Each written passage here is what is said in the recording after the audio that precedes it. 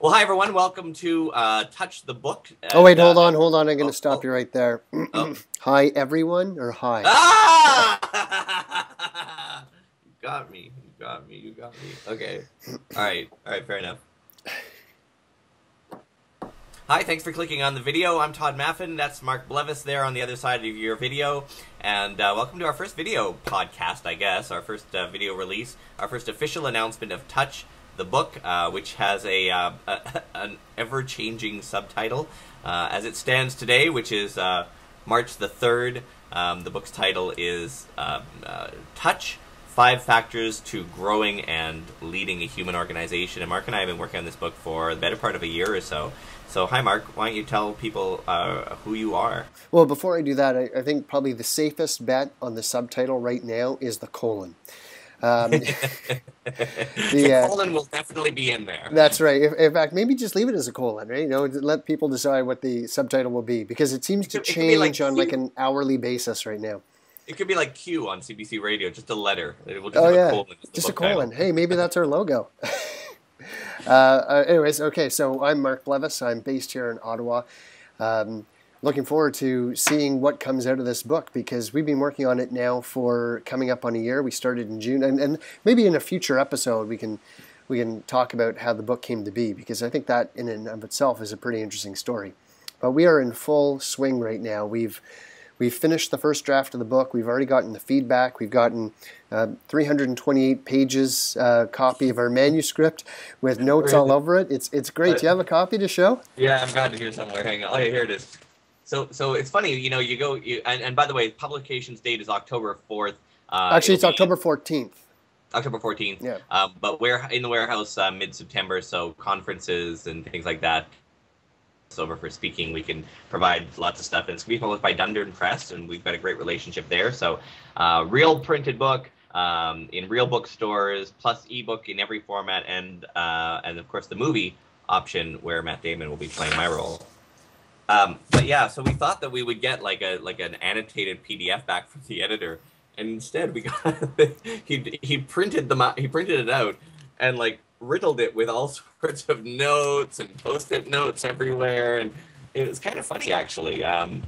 So I am going through that, and Mark and I have been working on it. I mean, we started in earnest back in June, but I mean, you and I had been sort of doing side book projects for months before that. Like, I'd been working on material for this for more than a year now, and then we met in Vancouver for a really strange book workshop. Do you want to tell that story before we talk about the book? Okay, so well, the upshot was that I was in Vancouver for Northern Voice, a great conference if you've never been to it before.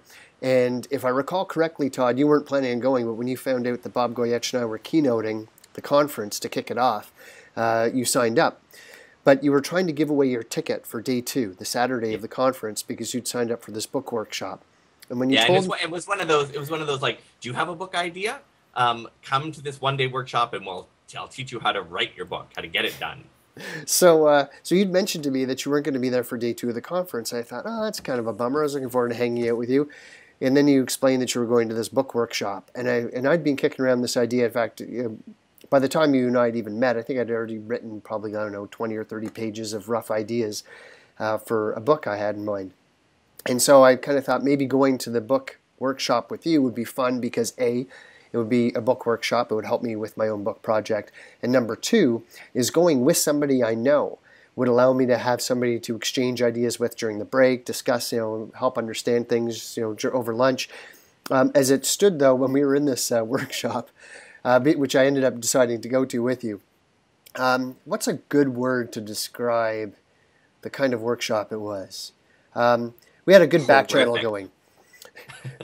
We ended up in the very front row of this conference. Where at this round table it was you, me, and Jocelyn, and we were just busting a gut laughing at the things that this guy was saying. We were trying to be very non-disruptive, and so we were doing it all through. We went through, I think, a Facebook group chat, and then we went to an instant messaging chat, and it was awful. It was an awful workshop. What were some of the? What was his advice? Come on, share something. Well, and we will talk about the book in a moment, so stick with us. But we just have to get this off our chest for 30 seconds. it had been plugged as like this guy had written 20 books and he'll teach you his system for, just get it done. That was the whole thing. And the books that he'd written were all self-published, which is fine. I've got self-published books, people do it. But his were like, basically, he would just pick a topic. He would email like 100 people their thoughts on their topic. He'd get like 30 replies back, and he'd compile it into a book and put it up on Amazon. And that was the extent of his experience. And so people were asking questions like, what does publishing with a regular publisher, like a real publisher, get you? And I never go to a real publisher. So you don't get any benefit out of them. it was just, and he was really condescending too. So we were at lunch, because it was a full day workshop. And I think hold on, before you get to lunch, yeah. Jimmy Carter. Oh yeah, that was one of the people he emailed, and Jimmy Carter wrote him back. So of course in his bio he's like, and book co-authored by Jimmy Carter or something. So we were at lunch, and it was a full-day workshop, and I think you and I had both decided to blow off the rest of the afternoon, and I said, I've got this idea for this book kicking around. This obviously wasn't the right thing to do, and you're like, yeah, I've got the idea for a book kicking around too, and you told me what your idea was, and I told you what my idea was, and there were lots of similarities, and and there were similes and metaphors, I'm sure. There were many metaphors. And I think we realized we were kind of writing the same book.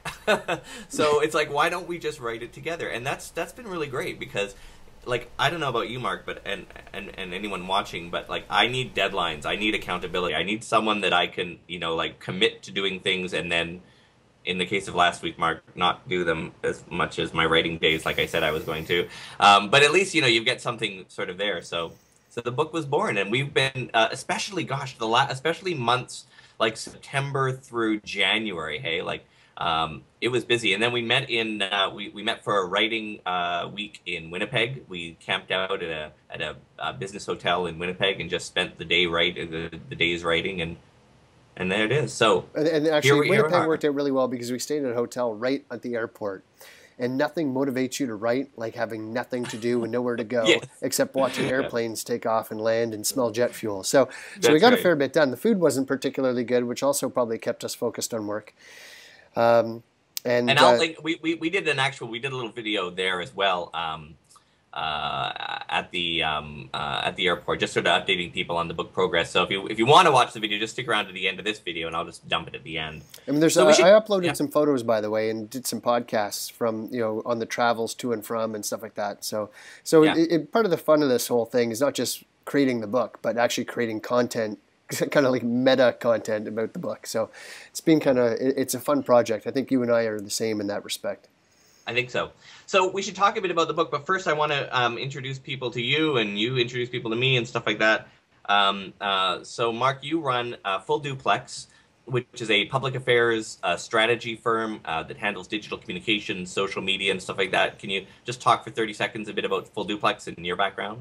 Sure. So for the last 3 years I've run Full Duplex. Actually, our anniversary was on the day, February 21st, the day we met with our editor, which was cool. Got to celebrate it with you and Don. And we focus largely on issues management, reputation management, crisis communications, online research for strategy development, and then a big part of our business also now is doing online advocacy. So any company that's really affected by public opinion and public policy is where we direct our efforts. And when we're not doing billable work for clients, we're doing research to constantly look at how everything's evolving, the directions things are going, and especially one of the things that I found particularly interesting is how Canadian opinions are shaped by online information and interactions. So, over to you. You run EngageQ, which is a marketing firm in the west coast of Canada, and you've been around for a long time. You've been around as long as I have, because you're only like a month or two older than I am. But in terms of doing communications and marketing and advertising work and radio production work, you've been doing this since you were 13. So tell us about you. Well, not digital marketing, because I can't claim that Facebook was around then, but yeah, lots of radio stuff. I worked for Canada's public broadcaster as a technology editor, but specifically with EngageQ, the work that we do is help organizations become more human, essentially, through their digital communications, through everything. So I guess we sort of help the digital world. What are you doing? Are you taking a selfie? No, I'm taking a picture of you. Are you Instagramming a web video? Dude, stop being meta. So anyway, so we help organizations become more human essentially through their digital channels, and that brings us to the book. And the concept behind the book is that it's great that business and organizations, public or private sector, have got digital technology. But one of the things that Mark and I have sort of discovered in our journeys with our clients and other organizations is that the more technology you put into running your business, it seems, the more humanity gets sucked out. So the book's job is to show leaders and people in organizations how to still get the benefits of business technology without losing the humanity. So how to inject more humanity or reclaim, which is one of the words our editor wants us to percolate over, how to reclaim the humanity in your business. And the book is broken up into two main sections. First is what we call the 5 factors. The book is called Touch because it's an acronym for... Oh, don't give away the acronym yet. No? Yeah, we can give away the acronym. No, because then people are going to want to watch the second episode of this thing. All right, second episode, we'll tell you the acronym. So TOUCH is the 5 factors, essentially, for making an organization more human.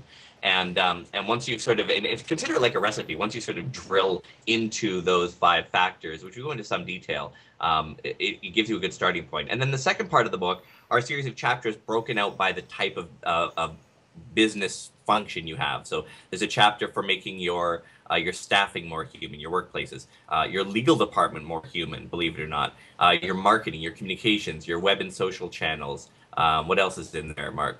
We had leadership, marketing, communication. We had customer service.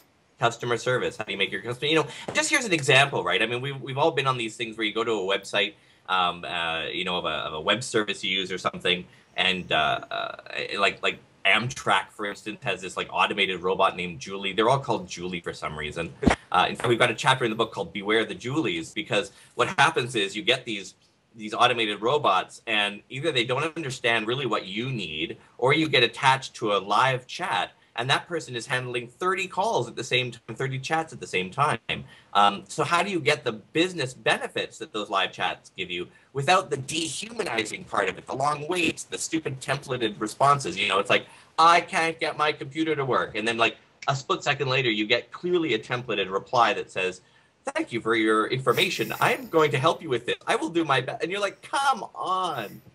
So that's how the book is broken up. Mark, what are some areas that you think people should look into once we get the book out there? What are your favorite sections? My favorite sections are all the ones other than the ones you wrote. I knew you were going to do that. No, actually, I like everything between the front cover and the last cover. Oh, yeah. There's a lot of good material there. Actually, I was pretty excited to read what we had written because when you're writing these things, you lose sight of the value that's in there. And the reason why I'm being evasive to a certain extent is I do want us to keep this short. Part of the process, by the way. Can we give one? Let's give one letter away. Let's give O away. Let's give O away, or maybe we should give away T as the original T, and then Sure. without giving. So the original T was going to be time. And just to show you how good an editor we have, he looked at the entire book and he said time doesn't carry as much punch as T is something else. So next episode, you'll have to stick around. You'll have to find out what T is. And we are going to work a lot of that time component in. A lot of it is how do you make your organization more agile with its time? How do you determine sort of a faster pace without losing the humanity? So the material will still be there, but that's a good idea. We'll do one letter for everyone. And I think what we'll do as we wrap up here is we're certainly going to up these video podcasts. We're going to launch a video podcast series probably in June or July or so. Every other week or something like that. And then after the book is published, we'll be doing some material as well. We've got plans for an extensive website with all sorts of more resources, where Mark and I go in for every single section. We just do a video chat like this. We'll probably be doing a studio together.